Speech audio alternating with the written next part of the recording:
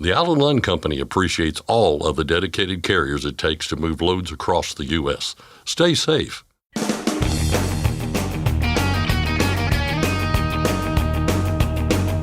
OOIDA, representing America's truckers since 1973, presents Landline Now with your host, Mark Redding.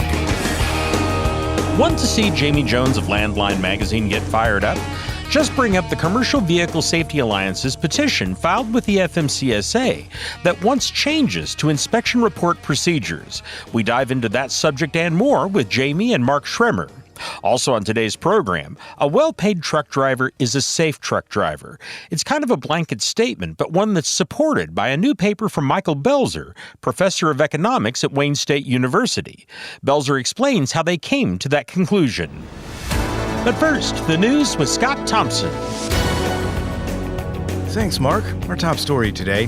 The Federal Motor Carrier Safety Administration is forging ahead with plans to create a new registration system. In a notice posted to the Federal Register, FMCSA requested approval from the White House Office of Management and Budget for a new information collection request. The agency plans to replace its unified registration system with a new online version named FMCSA Registration. The new system, FMCSA wrote in the notice, will allow all people who are required to register under the agency's commercial or safety jurisdiction to do so online. FMCSA and states use the registration information to track motor carriers, freight forwarders, brokers, and other regulated entities. The public is encouraged to comment on the proposed changes through June 18th. The agency held a public meeting in January to get feedback from stakeholders on how to improve the registration process. They're holding another one online on May 29th. ACT Research is out with its latest report on preliminary net trailer orders for March. The total came in at 13,600 units, down 24% compared to March of 2023. Jennifer McNeely, Director of Commercial Vehicle Market Research and Publications at ACT Research, said in a news release that the pent-up demand seen a year ago is now gone, and softer order intake activity continues to meet expectations. She said anecdotal commentary from trailer manufacturers and suppliers over the past several months indicate that orders are still coming in, but at a more tepid pace when compared to the last few years. In all, McNeely said the trailer market is so far matching expectations this year as a year of transition. A group of U.S. senators are calling on the National Highway Traffic Safety Administration to start addressing concerns about autonomous vehicles. In a letter to Sophie Schulman, acting administrator of NHTSA, Senators Ed Markey and Richard Blumenthal urge the agency to take a more proactive and aggressive approach to addressing the safety concerns of partially automated and fully automated driving systems. They wrote that the driving systems present a long list of safety concerns at a time when roadway deaths are already too high. The senators wrote that public roads are not a sandbox for manufacturers or operators to play in, and regulatory agencies like NHTSA should be highly cautious about providing lax pathways onto the road for dangerous vehicles. They also noted that after several high-profile crashes involving autonomous vehicles, NHTSA has initiated several investigations but has not taken any further steps. Some policy suggestions were raised, including restricting driving systems to certain roads, investigating confusing marketing that misleads drivers, exploring a requirement for more robust data collection, and considering proactive standards to make autonomous vehicles safer. Several U.S. senators have co-signed onto the letter. The speed limit on a 59-mile stretch of the Oklahoma Turnpike went up to 80 miles an hour this week. The Oklahoma Turnpike Authority says new speed limit signage was installed on Thursday along the I-44 H.E. Bailey Turnpike between Chickasha and Lawton. In a Facebook post announcing the change, there was a mixed reaction. While many passenger vehicle drivers welcomed that change, some truck drivers pointed out the dangers, especially with regard to semis that are speed limited to 60 miles an hour in some cases. Faster cars and slower trucks means more interactions, and underlying concern about the federal speed limiter mandate currently being considered by FMCSA. Meanwhile, the speed limit on the turnpike between Lawton and the Texas state line will stay at 75 miles an hour. 2 Florida truck drivers are taking on the county they call home over a truck parking ban. The Town Crier reports that Jorge Alfaro and Claire Dougal have filed a lawsuit against Palm Beach County over its recent decision to ban residential tractor-trailer parking in a large swath of communities. Alfaro reportedly hauls cars, Dougal hauls sod and building materials. The county commission made their decision back in February, giving trucker homeowners until July 1st to find a spot for their semis. Christopher Mills, the attorney representing both truck drivers, told the Town Crier that the move amounted to an eviction order. He said his clients are open to settling the issue out of court. The Alabama Department of Transportation will soon be shutting down a rest area on Interstate 65 and the truck parking spots that go along with it. The I-65 South rest area near Greenville is being replaced. The current structure will be demolished and an updated rest area will be built in the same location. The Alabama DOT says the project is slated to begin in early May. During construction, the rest area and parking lot, including its 11 truck parking spots, will be closed to the public. The project is expected to last up to 2 years. In the meantime, the northbound rest area will remain open. The next southbound I-65 rest area will be in Evergreen, 44 miles away from the Greenville rest area. The man accused of driving a stolen semi through a Texas Department of Public Safety building is facing 4 new charges. Clenard Parker was already facing 5 felonies.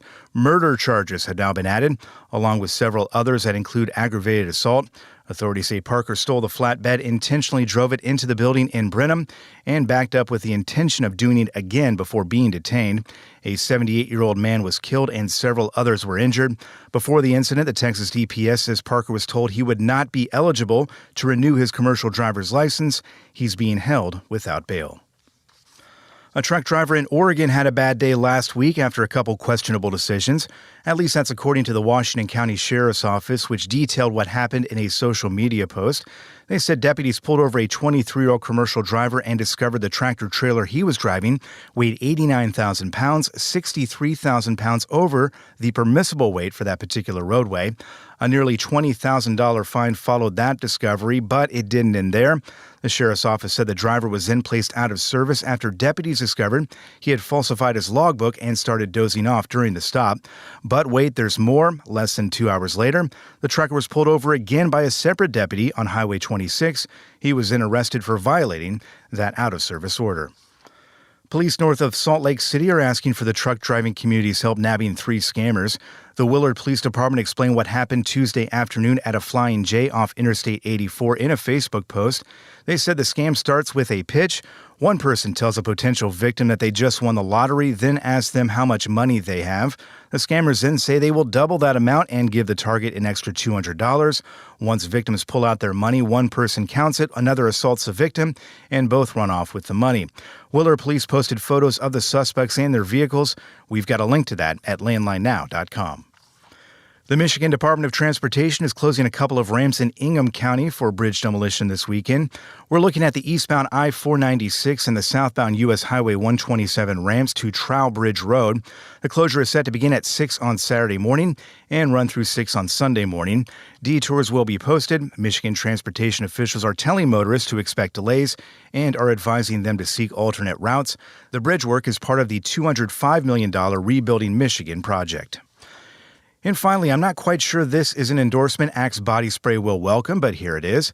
UPI reports that a British sheep farmer is using Axe for curbing the aggression of her rams.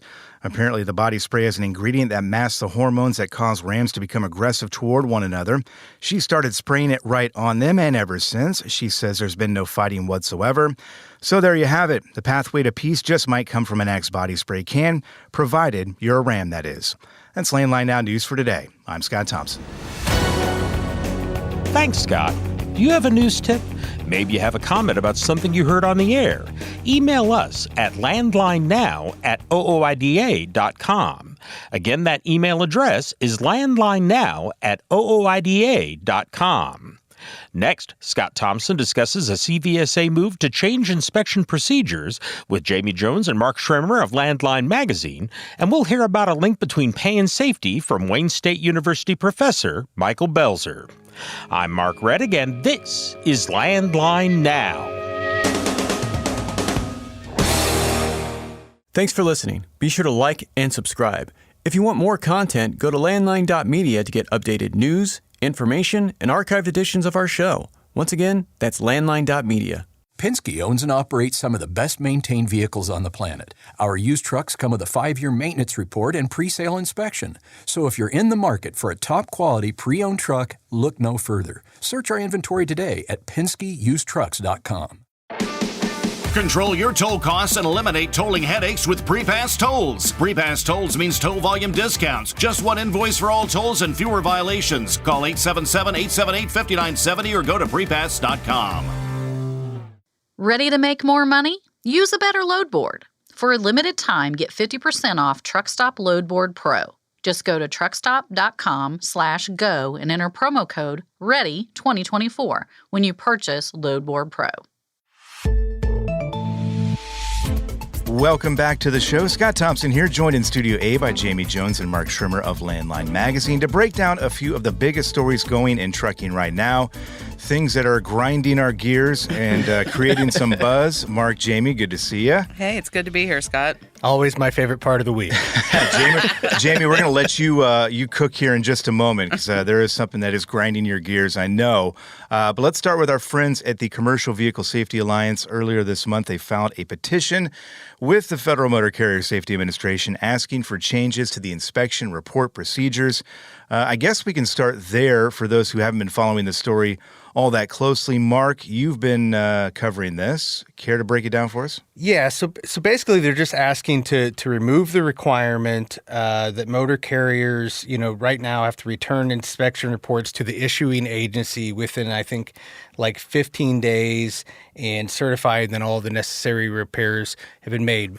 Basically, they're saying that's unnecessary. It doesn't have any safety ramifications, yet they're still going to allow, under their petition, they would still allow the issuing agency to say, we want that. So it would basically be creating a patchwork. Mm-hmm. And that can create some potential issues there. Yeah. Jamie. So, go. Oh my God. Mark and I have our popcorn. We're going to sit back and let you cook. The thing is, and this is what needs to happen. You start off reading this and you're like, okay, this is real common sense. Yep. This is good because when you go through the regulations, the big honking green book full of regulations, there are so many record-keeping requirements. There's so much of this busy work, if you will. That's what it amounts to. I mean, you're an owner-operator and you have to have a driver file on yourself. I mean, I would have Employee of the Month certificates in there for every month if I was doing it. If you're going to play this kind of stupid game, there we go. There you go. Participation awards. Yes. I mean, and so there's so much of this paperwork that's really not beneficial when it comes down to it, because if the truck or trailers put out of service and it needs to have a repair, it can't operate until those repairs are done, because you know what will happen? They'll get put out of service again. There's already a mechanism in place to enforce on this. And if you've got somebody that's got repeated violations on this, that's a bad actor, and then they need an on-site audit or something. The process is there. So what did we do? We backed off of it because we had these little, kangaroo court jurisdictions out there that want the ticket money for not mailing something back in. I mean, that's all this is it has to be a money grab. And when we have all of these speed traps and all these other things already patchwork because law enforcement cannot find consistency, this is absolutely the worst thing we could possibly do, and something that really probably is a smart move. But letting individual agencies decide if you have to mail it back in is a bad idea. And FMCSA should surely see through this one. Well, and that was my initial reaction, too, when I first saw this and I first started reading through it. I thought, we're removing this requirement. It's sort of making things maybe a little smoother for carriers out there. But then, as you said, you read through the details here and you realize that these individual jurisdictions are still going to be allowed, if this is accepted, would be allowed to continue requiring that those things get sent in. It's going to create confusion because, depending on what jurisdiction you're in, they may require that you send it back in. This one might not. As you said, the patchwork is it's going to create confusion if this thing does go through. Yeah, and that's the whole thing. I mean, and when you go back through the history, and we did a deep dive into the history of trucking with the OOIDA's 50th last year, so much of what the agency did over time in the early stages was remove this patchwork of regulations that we had around the country that affected weight, size and weight restrictions, all these different things. We have to have that federal consistency in order for interstate commerce to move smoothly. Otherwise, it's a nightmare to navigate. And again, what's the motivation for it? This one in particular comes down to money. There you go. And I'll say with this real quick. So the petition has been submitted. It has not been put, FMCSA has not put it out for a notice for public comment yet. But when that opportunity comes, Landline will definitely write about it. And a lot of the points that Jamie just made, you guys can comment in and give your feedback on it. I'll even write a blog about it, and you can just rip it off and use it for your comments. There you go. I wish they accepted like video comments too, so we could get you on video and post it and really put some flames behind you or something, make it look real intimidating. I don't know. Money grab right over the top of the photo. Some graphics and some sound effects. I don't know. Well, another thing for another day, I guess. We'll look forward to that. Let's get our robes and our powdered wigs on next. We're headed to the Supreme Court here. The justices ruled, I think it was last week, in unanimous fashion. We don't see that all too often here, on a case involving truck drivers and arbitration. We won't get too much into the weeds here, Mark, but in a nutshell, this means a truck driver out there would not have to work in the transportation industry to be exempt from arbitration. Lots of big words there, but in the end, this is a good thing for folks out there. Yeah, or should be. So we kind of look at it. So basically what this case is, there were independent contractors that signed an agreement with a baking company delivering Wonder Bread, those types of products. And not all of their work was driving the truck, but a good portion of it was. So basically what the Supreme Court had to decide is since truck drivers are exempt from the companies forcing to compel arbitration into these contractual agreements rather than, being able to say we're being underpaid and have a class action lawsuit, that they were saying since the baking company is not in the transportation industry, then the transportation workers wouldn't be. The Supreme Court, like you said, unanimously decided that they would. This has implications because this could affect a lot of different private fleets. I think there was a recent report. They expect that there's about 2 million truck drivers who work for private fleets. Think Amazon. Mm-hmm. Amazon wrote an amicus brief in support of the company, wanting the Supreme Court to side the other way because they're reading the writing on the wall of what this could lead to some potential lawsuits with them trying to compel arbitration in these types of cases.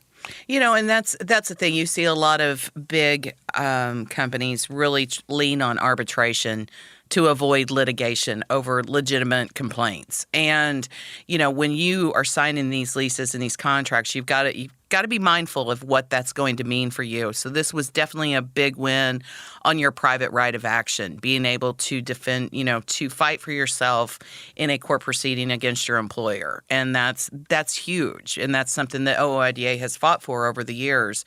And there will always be an assault on this front because the cost of litigation over employment issues is huge in this country. Mm-hmm. I mean, you see more and more companies just settle straight out of the gate rather than even try and defend themselves when they are in the right.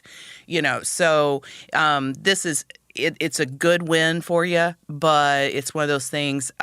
What I would caution everybody to do right now is, again, when you're signing on with a motor carrier of any kind, get that lease reviewed. Make sure you know where arbitration is on this as well and what that language is. Because if you're signing into binding arbitration, you're signing away your right to fight in court. Another thing that's interesting on this real quick is, Supreme Court does not accept that many cases. I think it's like less than 1% every year. And I think this is the third case in recent years that this court has accepted cases involving arbitration and truck drivers. And this is the third time they've favoring side of the truck drivers, and mostly unanimous. In this court, this political climate that we have, it's pretty crazy for anything to be unanimous, and so it is interesting to how many of this issue has been brought up and all the way to the Supreme Court. Yeah, and this one was unanimous, right? We had all the justices agreeing on this particular. I know, everybody keeps, we almost say that puzzled, like, was it really unanimous? Well, checks notes. Yes, it was unanimous. Yeah, because, I mean, it seems like everyone is... a split decision. Almost every time. Yeah, so that really and does speak I think the last one that involved truck driver Dominic Oliveira, and I won't get into that whole backstory, but he was dealing with Prime, and he was misclassified and a bunch of issues, but like that, I think was unanimous, except Justice Kavanaugh hadn't been sworn in yet, so he didn't hear the case, but it was unanimous otherwise. Yeah, if I remember correctly. the sitting judges, it was unanimous, yeah. There you go. Let's end up in things here real quick with a denial from FMCSA. There was a Florida agency. They had asked FMCSA for some flexibility when administering the CDL skills test, really something that we're hearing more and more about these days. But with this particular petition, it was denied by FMCSA, and they basically are moving on. Yeah, and so basically what the Florida Department of Highway Safety and Motor Vehicles asked for is that right now the CDL skills test has to be successfully completed in the order of pre-trip inspection, basic vehicle control skills, and then on-road skills. If you mess up your pre-trip, you don't get to move on to the next portion of the test. It's, if you want to try again at a later date or whatever, you start over the whole process again. What they wanted to do is say, you fail pre-trip, still go ahead and move on to the next part of the test, and then later on come back and try to do it. Yeah. Why not? Yeah, let's just throw it all up in the air and do it however we want. And obviously, as you might expect, there were a lot of truck drivers, organizations came back and said, hey, this is ridiculous. This is not safe. And luckily, in this case, FMCSA listened and said, yeah, that, there were some truck drivers that said, how does it possibly make any sense to say this person wasn't able to pass the pre-trip, so let's he can't even decide if he's got a safe vehicle. Yeah. Okay, let's go ahead and take it for a drive. Let's skip that step. Skip it. Let's go. Yeah, it's okay. Well, we were talking earlier. I mean, we're just, 2 years in, a little over 2 years into these entry-level driver training rules. We see so many of these exemption requests now going into FMCSA. I don't know what that says necessarily, but it does say that, there are groups out there that are trying to already upend it and make changes to it. Well, and a lot of it you'll see when you really break it down and look at it, we do have a sector of driver training schools out there that are for-profit entities. They are attached to a motor carrier. Their only real job, if you will, is to fill a seat. Yeah. And it's the driver churn that they're out there trying to combat. It has nothing to do with a driver shortage, which is, that is absolutely not true and all of that. I was actually talking to an instructor with the Johnson County Community College here in the Kansas City Metro last week about the testing and what it's like now. And he said, well, the reason I'm here and can talk to you today is this is retest day. And the testing has gotten so much easier that we don't have people retesting like we used to. And I said, well, what did you change your curriculum because of it? And he said, oh, heavens no. We still expect them to be able to do everything that they could. But not every school out there is doing that. There's a lot of schools out there I'm sure are saying, hey, we can cut some corners here. And we can churn more students through and get more money. And again, it's a money grab. That's my theme for the day. It's just a money grab. Look out for Jamie's videos on the Federal Register here with the flames and the graphics and the sound effects coming soon. Maybe. Hopefully. Let's hope for those. Jamie, Mark, a pleasure as always. I'm sure we'll talk to you again here in a couple weeks and run down whatever happens in the coming days and weeks there. We appreciate it. Thank you. Bet. You can check out Jamie and Mark's work every day at landline.media and in every issue of Landline Magazine. We'll step out for a brief moment to pay some bills, but stick around. There's more Landline Now to come. Are you tired of the IRS following you around like a dark cloud? Call 888-557-4020 and get your life back.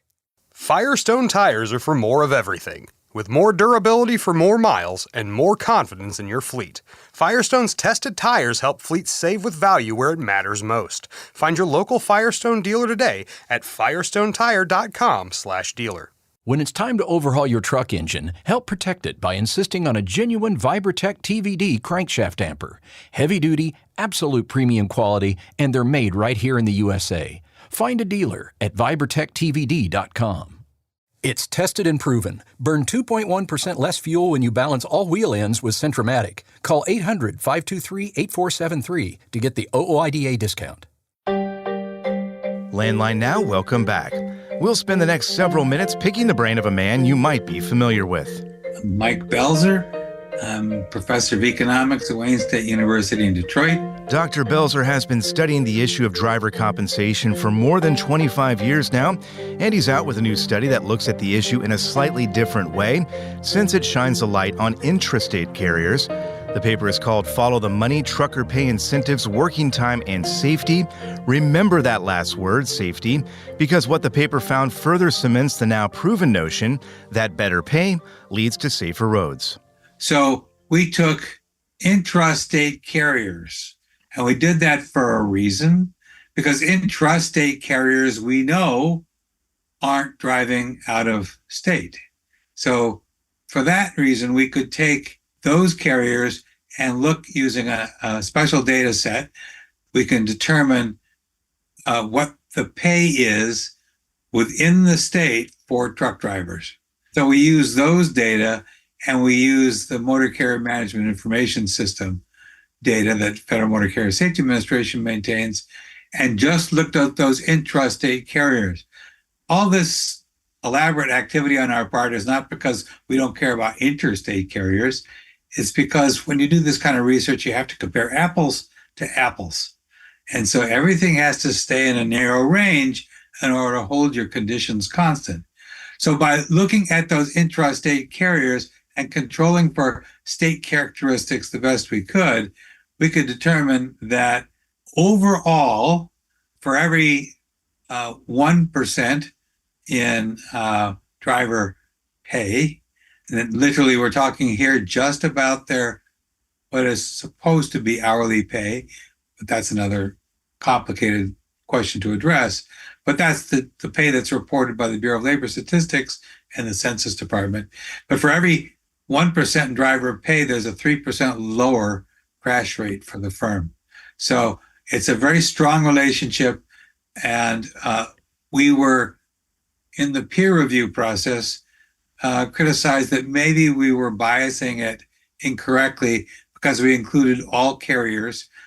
As everybody really knows, most trucking companies are very small. Most intrastate carriers are very small, like 5 trucks.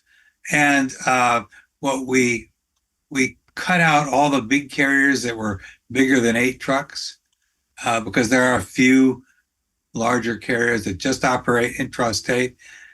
So we took those out to see if that was creating an effect.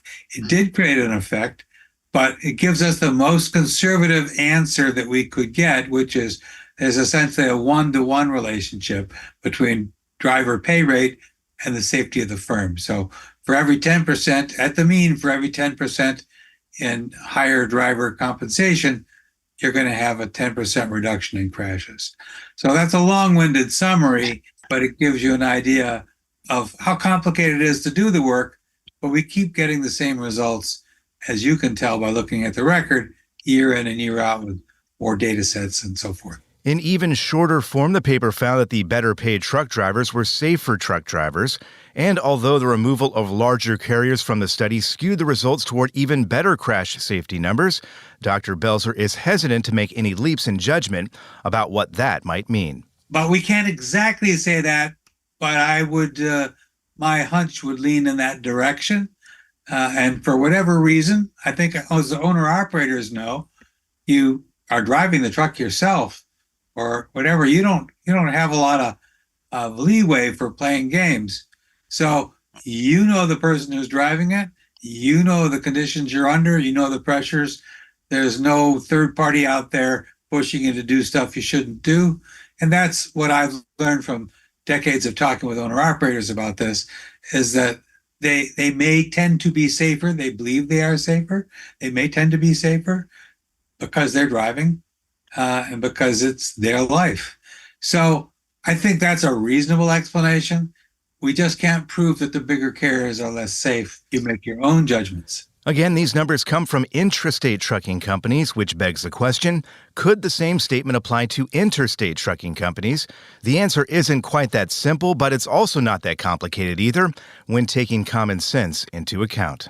Always hard to do, as I said, because we're always trying to compare apples and apples. However, if you were to look through, which could cause your hair to fall out, but if you were to go through the long list of publications that we have lots of publications either at the individual carrier level, at a small number of carriers in a case study. We have longitudinal ones over a period of time. All of them, whether they're intrastate or intrastate, point the same direction. You get what you pay for. Shouldn't be a big surprise to anybody with the simplest understanding of economics that you get what you pay for. So if you want to go cheap, you're going to get what you pay for. If you want to pay for the cost of doing the work, you'll get what you pay for. In the case of intrastate truck drivers and in the context of this study, we're talking hourly wages. But as you know all too well, interstate truckers play by a different set of rules that rely on a pay-by-the-mile system. We'll save our grievances with that business model for a different day, but in the context of Dr. Belzer's paper and all the research he's done over the years, he says the link between driver pay and safety also applies to the pay-by-the-mile structure. Absolutely does. So again, if you want to go to my website, michaelbelzer-saferates.com, you will find research, most of the research, anything that I can make available, getting around whatever copyright limitations there may be. Going back 25 years, you will find a lot of research showing that, in fact, the mileage rate matters. So the mileage rate has about the same kind of relationship, at least a 1-to-1, maybe stronger. We did a study of J.B. Hunt more than 25 years ago now. And that J.B. Hunt study showed quite conclusively that, in fact, for every 10% in driver pay at the mean, driver pay rate, we're talking mileage rate here, you have a 30% reduction in the probability of crash. So it's a 3-to-1 relationship. So it's the same relationship that we showed using all the carriers. And it was a very powerful relationship. And this was the study that kind of got it all kicked off. That started in 97 with the, for anybody who's old enough, the Office of Motor Carriers was what the organization, the government agency was before Federal Motor Carrier Safety Administration was created. They contracted with me to do this. And we had a very strong relationship on mileage pay. I will also say we have a recent set of papers that a former student of mine and I published just in the last few years. There are links to that, I think, on the website. I can double check to see if those things are actually available to download, but people contact me and I can get it if it's not. But that shows that drivers, the lack of pay, we know that the median truck driver, more than half of all truck drivers don't get paid anything for non-driving work time. So that's the famous, if these wheels ain't turning, I'm not making any money argument. And we confirmed that. And to the extent that they are working with no pay, they have a much stronger risk of safety and health risk because it drives your blood pressure up. No surprise to anybody who does this for a living. As your listeners may know, I used to do this for a living, so I had hints that came from my experience. And I can tell you, before 1980, I was always paid for my time, miles an hour, as it was called. After deregulation, the pressure was very severe on trucking companies. all these small companies came in, and they were used to not paying for driver time. They didn't have to. And so they use up and waste that driver time in big globs, and that time has a safety cost. So whether it's pay by the mile, pay for your non-driving labor, or the any other mechanism, the rate of pay, all of it shows the same thing in different ways, which is you get what you pay for. And if you get what you pay for, you might think that the larger carriers might want to pay their drivers more. Safety implications aside, fewer crashes means less liability, lower insurance premiums, more longevity for the trucks themselves, etc., etc. And in a vacuum, maybe more carriers would pay more, but Dr. Belzer says the real world presents other challenges. Bottom line here is that for a long time, this relationship has been established and shown. I think that the biggest opponent to raising the pay is not really the trucking companies, although some of them are supportive of paying more money and some of them are not. But the shippers don't want to pay more money. But the people that are paying for the cost of the freight don't want to pay it. I think if you could make a straightforward case to the public, they would say, all right, I'll pay a nickel more for bananas, don't run me over. And that, in fact, that's the case that I make over and over here and in other countries in the world. I'm starting a big project right now in Australia looking at exactly the same thing. I've done this elsewhere in the world, and it's consistent. It's just that every single time I have to prove it. And the other thing is the big opposition is really coming from the shippers that like to get the cheap freight. And you get what you pay for. J.B. Hunt, when they raised their pay back in 97, as I recall, so it was a big deal.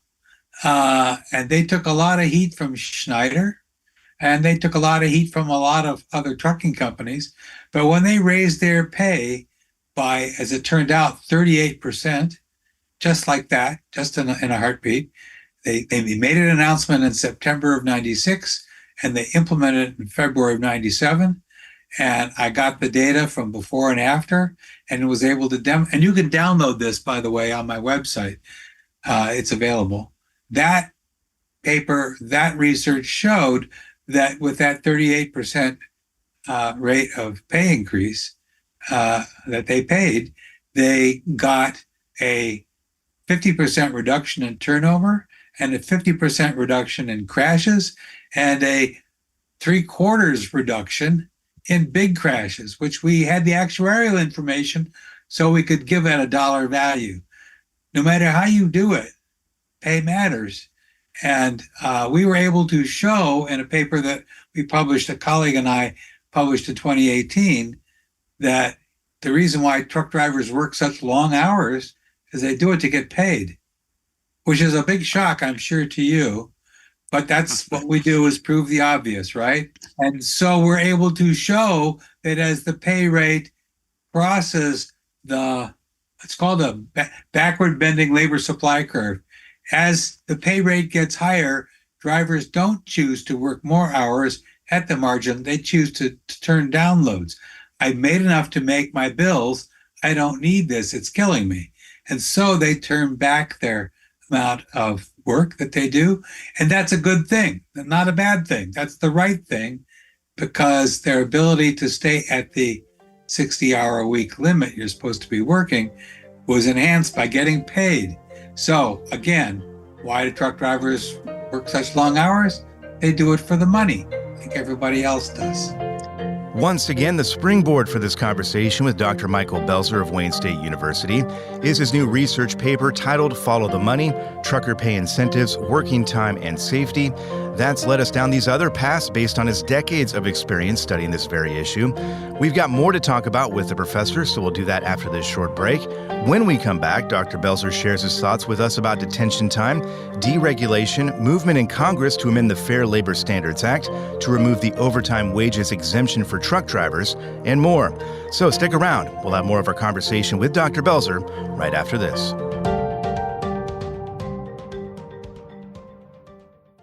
Capital Reman, your leader in remanufactured diesel engines and components, is celebrating its 10th anniversary.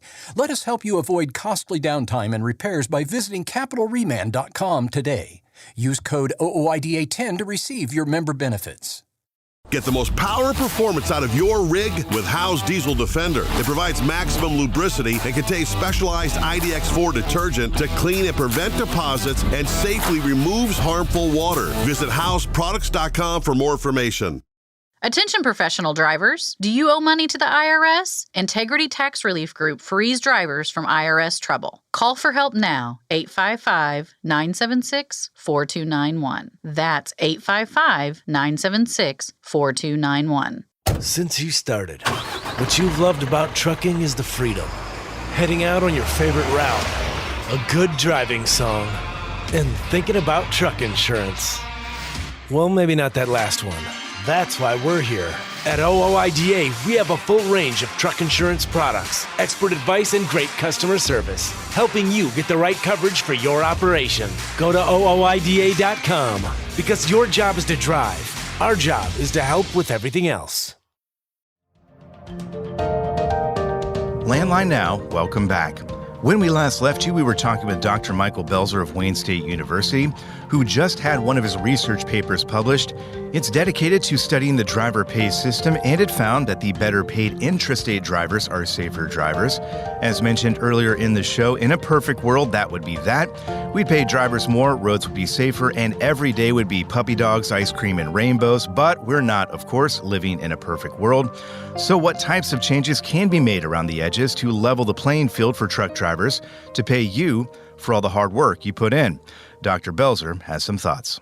So what I've finally figured out, and I'm slow, I'll admit, I finally began to understand the extent to which the law that governs everybody but truck drivers is different from the law that governs truck drivers. That makes no sense because the labor market includes people who go back and forth between truck driving and doing other things. And if truck driving is not attractive, they will do other things. So the Fair Labor Standards Act says that you get paid for all your time. And it defines work as being essentially employed. Now, your owner-operators may be, to the extent that they're real independent owner-operators, no boss leaning over their shoulder, they set their own. But the labor market overall is set by all these employment relationships. So the fact that truck drivers live under a different set of rules than everybody else in the United States ought to be a wake-up call. And so what I've realized is that truck drivers are working these long hours because they're not paid. So everybody else, as the Got Truckers Act is all about, everybody else gets paid overtime after 40. I'll tell you, it's even more than that. In order to pay overtime after 40, you have to actually collect the information on work time. And as you know, they don't do that.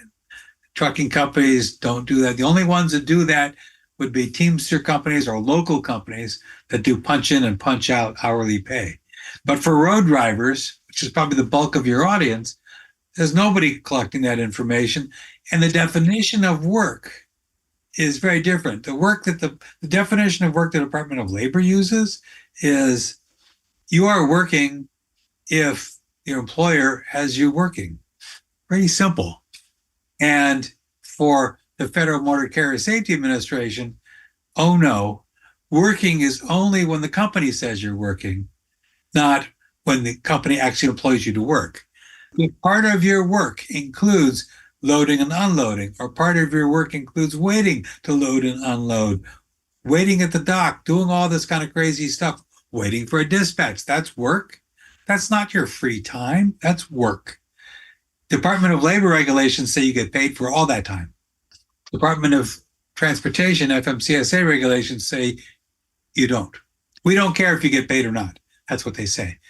But in fact, that undermines their whole safety mission because of the relationship between compensation and safety. So we have shown over and over, and we'll continue to do this. And just year in and year out, we're going to do it. And over and over, we're going to just pile this research on like a boring guy I am. bam, bam, bam, bam, bam. Pay these people for their time, and your problem goes away. And there's no way that trucking can compete with the rest of the labor market if it doesn't pay the people to do the work. The Got Truckers Act, which has the support of groups like OOIDA, has been slow to pick up traction in Congress. The House version currently has just one co-sponsor. It's a bit better on the Senate side with 5 co-sponsors, but the fact remains that the legislation has been slow out of the gate. Dr. Belzer finds that frustrating considering the wide-ranging support this issue garners. That would be very strong. I know the Safety Coalition, Truck Safety Coalition, pushes it, and they tout it as safety, but they still keep responding to these crazy regulations that FMCSA puts out. Sorry, I said that, FMCSA. But they put them out because they don't believe they have the authority to specify pay. And this is why, with the support of OOIDA, as a matter of fact, I testified before Congress in 2012 saying, break down this wall between the Department of Labor and Department of Transportation. You guys got to get your heads together, because if transportation can't say you got to pay people for their work, and labor can say, and Labor Department could say, oh, we can't tell them to pay people. There's a truck driver exemption. We break down the wall, and the Got Truckers Act probably is 90% of the deal right there to break down that wall. And then the Department of Labor could do more to regulate to make sure the truck drivers get paid for their time. Yeah. By doing that, I think most of our problems go away. And frankly, when I was studying, before FMCSA was created, they asked me for my judgment and did some research for them on what they called EOBR back then, electronic onboard recorders. Another term for the electronic logbook or whatever they want to call it. It's all the same thing. And I said, well, this is great if you want to measure their time driving. You at least know they're driving. But even then I knew the problem was non-driving time, and you're not measuring any of that. And so I see, when I, as an expert witness, I look at logs, and I can see when they go into the sleeper berth for 15 minutes. Come on, it takes me 15 minutes to get into the sleeper berth.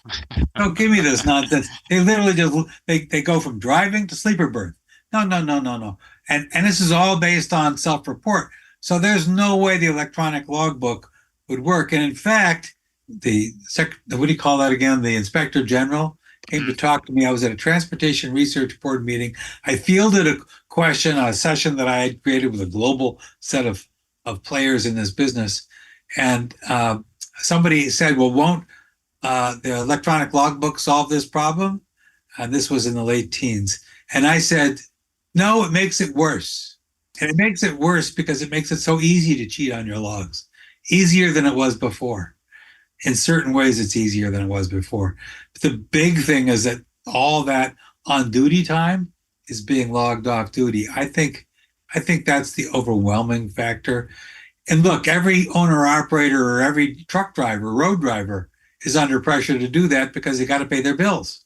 Unless they're getting paid for their time, this isn't going to get fixed. I will say also something that your folks will probably recognize right away. Anybody who gets a product or a service for free will consume an infinite amount of that product or service because it's free. Well, if that free is the truck driver's labor time, they'll consume an infinite amount of it. There is no end to what they'll consume. That's why they bring you in for a 7 a.m. load and don't dispatch you finally until 3 in the afternoon, because they don't care because they're not paying for that time. This is fixable. This is obviously fixable. There has to be the will to go fix it. To help grease the wheels in Congress, you can do your part by heading to fightingfortruckers.com, where you'll find resources to reach out to your lawmakers on bills like the Got Truckers Act. In the meantime, we'll look forward to Dr. Belzer's next paper, which he says should be coming soon. I am, like I said, in the process of I'm doing one study for Australia, actually for the trucking companies in Australia. So we'll have results from that study in late summer or so, and probably the Australians have changed their labor law in many, many ways under their labor government. Last change was the safe rates thing, that is, pay people for their time. And that came through finally in early February. So I think you're going to see a lot of action in Australia doing the right thing. And this is going to be good for, and it's supported by owner-operators.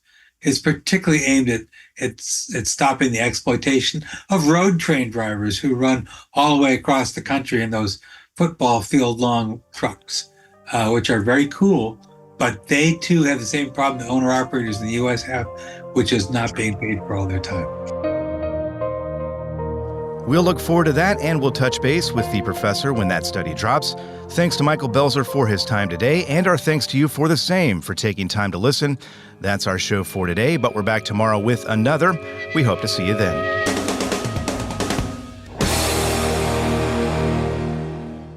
Thanks for listening. Be sure to like and subscribe.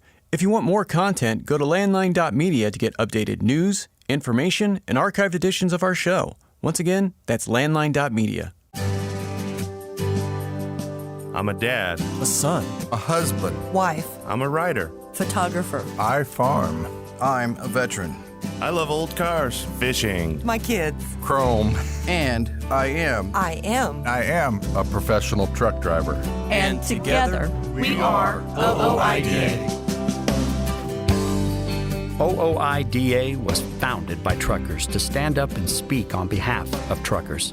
We've done that by combining the individual voices of our members into a single, powerful voice. Protecting your interests, defending your rights. Join us! Make your voice heard. Join OOIDA, the Owner-Operator Independent Drivers Association. Call 1-800-444-5791 or visit ooida.com.